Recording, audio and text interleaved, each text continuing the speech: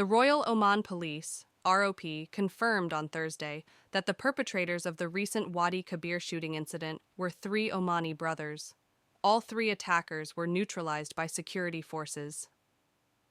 The Royal Oman Police is committed to keep the public informed about the developments in the shooting incident in Wadi al-Kabir. It has been confirmed that the three perpetrators involved in the incident were Omani brothers who died due to their resistance against the security forces. Investigations have revealed that they were influenced by misguided ideologies, said ROP statement. The Royal Oman Police extends its gratitude to everyone for their continued interest, vigilance, and dedication to the safety and security of their homeland. In a statement, the ROP detailed the joint efforts of police, military, and security services in handling the situation.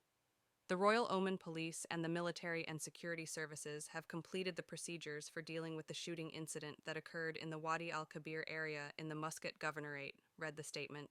Investigations into the incident are ongoing.